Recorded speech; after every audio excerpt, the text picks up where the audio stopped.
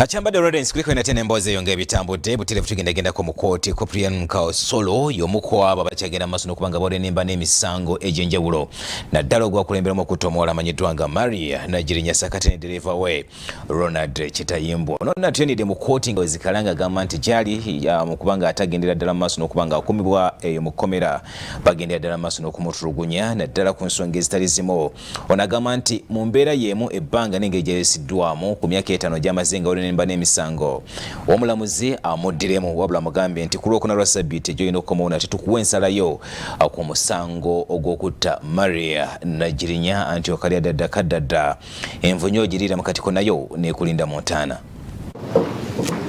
Kopuliyamu Kasolo omu ku bantu 7 abavunaanibwa okutta omuwala Maria Naggirinnya ne dereva we Ronald Chitayimbo asabye omulamuzi Isaac Muwata ali mu musango gwe amwejjereze ng'agamba nti oludda oluwaabi lwawa kkooti obujulizi obw'obulimba era nga nsaba kkooti ekozese obuyinza obugiweebwa ssemateeka enejjereze era ekozese n'obuyinza obugiweebwa etteeka lya Human Rights Enforcement Act 2019 Section 11.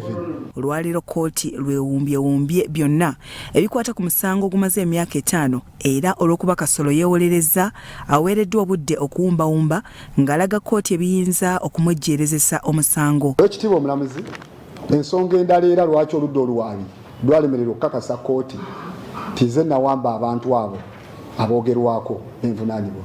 Oludda oluwaabi lwategeeza kkooti ti bwe nali mpamba abantu abo nakozesa ekissi ekyali eky'emmundu enjingirire gye nabasongamu ne balyoka batya ne bakkiriza obbawamba.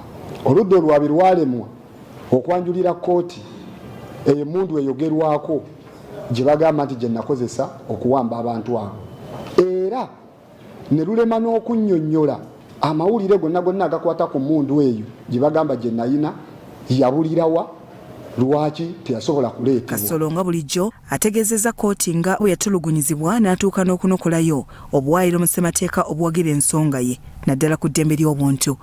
Oludda oluwaabi nga luyita mu basirikale baaliwo aba poliisi ekitongole ekyankwata nga kinteeberezebwa okuza emisango gino.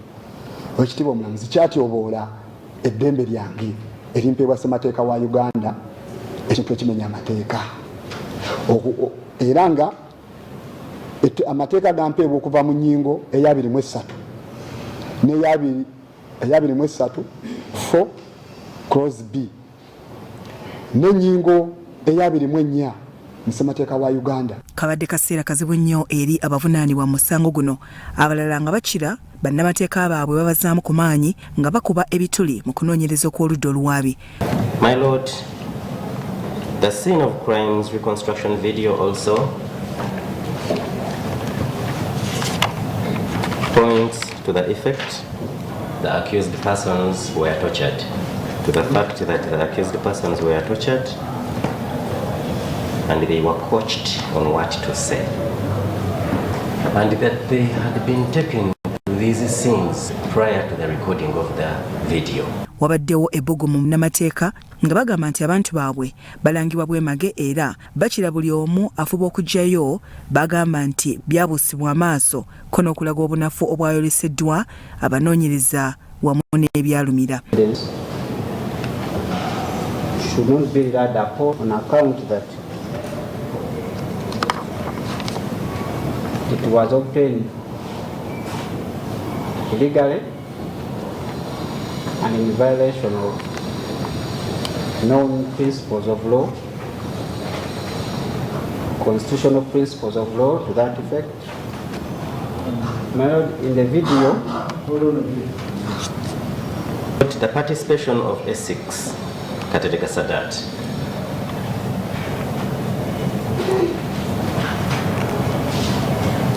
My Lord, Essex did not participate in any of the indicted offences. Wabula kkooti ate ezzeemu n'ennyogoga omuwaabi wa gavumenti Timothy Ameriti bwakkaatiriza ensonga ezikuba abawawaabirwa era ezibassa obutereevu mu ttemu lino.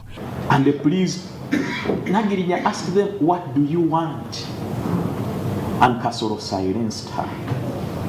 My Lord, Mr. Kasolo demeans PW9 and he calls him a liar, He calls PW9 a police officer. He says his evidence should not be believed. In short, according to Mr. Kasolo, PW9 is a villain, a betrayer, a man that has turned his back against him. Gye biggweeredde ng'oludda oluwaabi lusabye kkooti ekalige Kopuliyamu ne banne nga lugamba nti bazzi ba misango kungwa era abakolobera abasusse nga tebeetaaga kusigala mu bantu.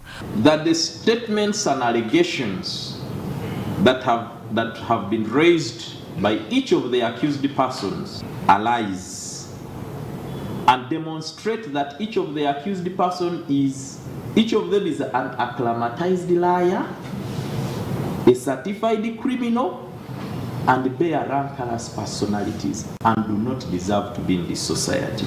Omulamuzi wa kkooti ayongezaayo okutuuka ku Lwokuna olwa Ssabbiiti ejja ng'abawabula kkooti bawaawo oludda lwabwe. Fixed for serving up the session on the, you say 14th, isn't it? Yes, my lord. 2023, which persons shall be further remanded until then.